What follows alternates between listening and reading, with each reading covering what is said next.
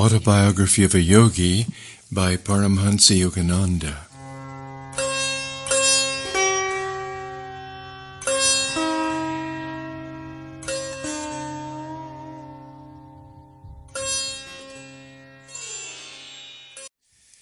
Chapter 45. The Bengali Joy-Permeated Mother. Sir, please do not leave India without a glimpse of Nirmala Devi.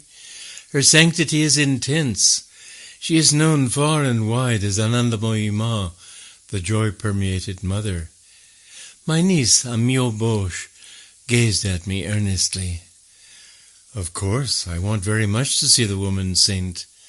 I added, I have read of her advanced state of God realization. A little article about her appeared years ago in East West. I have met her, Amio went on.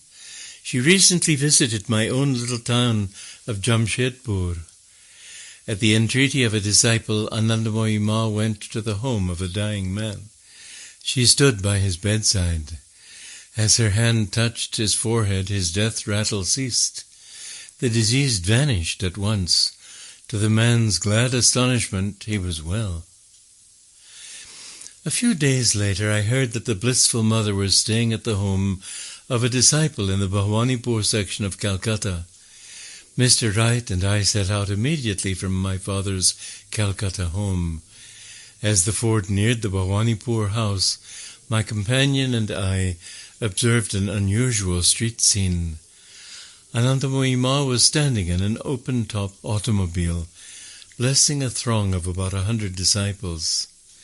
She was evidently on the point of departure. Mr. Wright parked the Ford some distance away and accompanied me on foot toward the quiet assemblage. The woman saint glanced in our direction. She alit from her car and walked toward us. Father, you have come. With these fervent words, she put her arm around my neck and her head on my shoulder. Mr. Wright, to whom I had just remarked that I did not know the saint, was hugely enjoying this extraordinary demonstration of welcome. The eyes of 100 chelas also were fixed with some surprise on the affectionate tableau. I had instantly seen that the saint was in a high state of samadhi. Utterly oblivious of her outward garb as a woman, she knew herself as the changeless soul. From that plane she was joyously greeting another devotee of God. She led me by the hand into her automobile. Anandamoyi Ma, I am delaying your journey, I protested. Father, I am meeting you for the first time in this life after ages. She said, please do not leave yet. We sat together in the rear seats of the car. The blissful mother soon entered the immobile, ecstatic state. Her beautiful eyes glanced heavenward and, half opened, became stilled, gazing into the near, far inner Elysium. The disciples chanted gently, Victory to Mother Divine. I had found many men of God realization in India, but never before had I met such an exalted woman saint. Her gentle face was burnished with the ineffable joy that had given her the name of Blissful Mother. Long black tresses lay loosely behind her unveiled head. A red dot of sandalwood paste on her forehead symbolized the spiritual eye, ever open within her. Tiny face, tiny hands, tiny feet, a contrast to her spiritual magnitude. I put some questions to a nearby woman chela, while Anandamoyi Ma remained entranced. The blissful mother travels widely in India. In many parts she has hundreds of disciples, the chela told me. Her courageous efforts have brought about many desirable social reforms. Although a Brahmin, the saint recognizes no caste distinctions. A group of us always travel with her, looking after her comforts. We have to mother her. She takes no notice of her body. If no one gave her food, she would not eat, nor make any enquiries. Even when meals are placed before her, she does not touch them.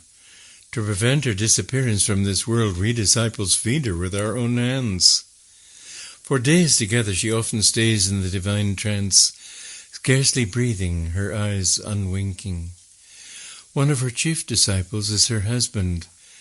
Many years ago, soon after their marriage, he took the vow of silence.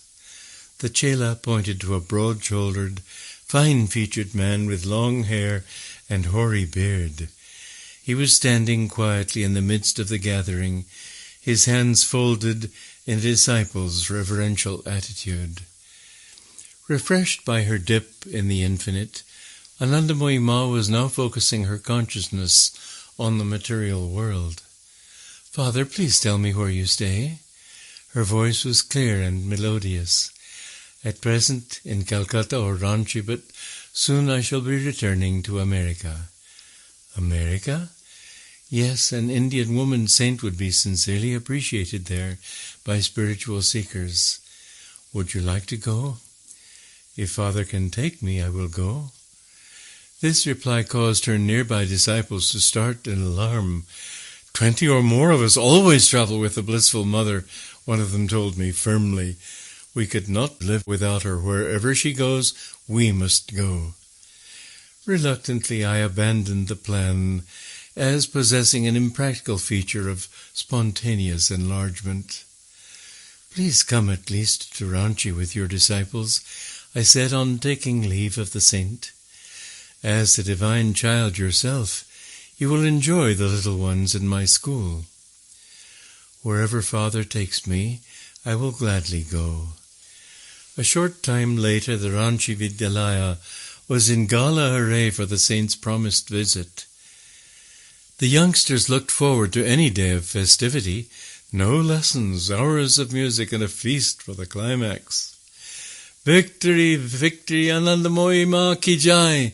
This reiterated chant from scores of enthusiastic little throats greeted the saint's party as it entered the school gates. Showers of marigold, tinkles of cymbals, lusty blowing of conch shells, and beat of the mridanga drum. The Blissful Mother wandered smilingly over the sunny Vidyalaya grounds, ever carrying within her the portable paradise. "It's beautiful here," Anandamoyi Ma said graciously, as I led her into the main building. She seated herself with a childlike smile by my side. The closest of dear friends she made one feel, yet an aura of remoteness was ever around her, the paradoxical isolation of omnipresence. "Please tell me something of your life." "Father knows all about it. Why repeat it?" She evidently felt that the factual history of one short incarnation was beneath notice. I laughed, gently repeating my question. "Father, there is little to tell." She spread her graceful hands in a deprecatory gesture. "My consciousness has never associated itself with this temporary body. Before I came on this earth, Father, I was the same. As a little girl, I was the same. I grew into womanhood, but still I was the same. When the family in which I had been born made arrangements to have this body married, I was the same. And when, passion-drunk, my husband came to me and murmured endearing words, lightly touching my body, he received a violent shock as if struck by lightning, for even then I was the same. My husband knelt before me, folded his hands, and implored my pardon. 'Mother,' he said, 'because I have desecrated your bodily temple by touching it with the thought of lust, not knowing that within it dwelt not my wife, but the Divine Mother, I take this solemn vow. I shall be your disciple, a celibate follower, ever caring for you in silence as a servant, never speaking to anyone again as long as I live. May I thus atone for the sin I have committed today against you, my Guru.' Even when I quietly accepted this proposal of my husband's, I was the same. And, Father, in front of you, now I am the same. ever afterward, though the dance of creation change around me in the hall of eternity, I shall be the same. Anandamoyi Ma sank into a deep meditative state. Her form was statue still. She had fled to her ever-calling kingdom. The dark pools of her eyes appeared lifeless and glassy. This expression is often present when saints remove their consciousness from the physical body, which is then hardly more than a piece of soulless clay. We sat together for an hour in the ecstatic trance. She returned to this world with a gay little laugh. "Please, Anandamoyi Ma," I said, "come with me to the garden. Mr. Wright will take some pictures." "Of course, Father, your will is my will." Her glorious eyes retained the unchanging divine luster as she posed for many photographs. Time for the feast. Anandamoyi Ma squatted on her blanket seat, a disciple at her elbow to feed her. Like an infant, the saint obediently swallowed the food after the chela had brought it to her lips. It was plain that the blissful mother did not recognize any difference between curries and sweetmeats. As dusk approached, the saint left with her party amidst a shower of rose petals, her hands raised in blessing on the little lads. Their faces shone with the affection she had effortlessly awakened. "Thou shalt love the Lord thy God with all thy heart, and with all thy soul, and with all thy mind, and with all thy strength." Christ has proclaimed, "This is the first commandment." Casting aside every inferior attachment, Anandamoyi Ma offers her sole allegiance to the Lord, not by the hair-splitting distinctions of scholars, but by the sure logic of faith.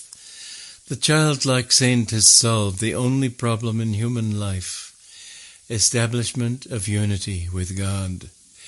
Man has forgotten this stark simplicity, now befogged by a million issues. Refusing a monotheistic love to God, the nations disguise their infidelity by punctilious respect before the outward shrines of charity. These humanitarian gestures are virtuous because for a moment they divert man's attention from himself, but they do not free him from his single responsibility in life, referred to by Jesus as the first commandment. The uplifting obligation to love God is assumed with man's first breath of an air freely bestowed by his only benefactor. On one other occasion after her Ranchi visit, I had opportunity to see Anandamoyi Ma. She stood among her disciples some months later on the Serampore station platform, waiting for the train. "Father, I am going to the Himalayas," she told me. "Generous disciples have built me a hermitage in Dehradun." As she boarded the train, I marveled to see that whether amidst a crowd, on a train, feasting, or sitting in silence, her eyes never looked away from God. Within me I still hear her voice, an echo of measureless sweetness.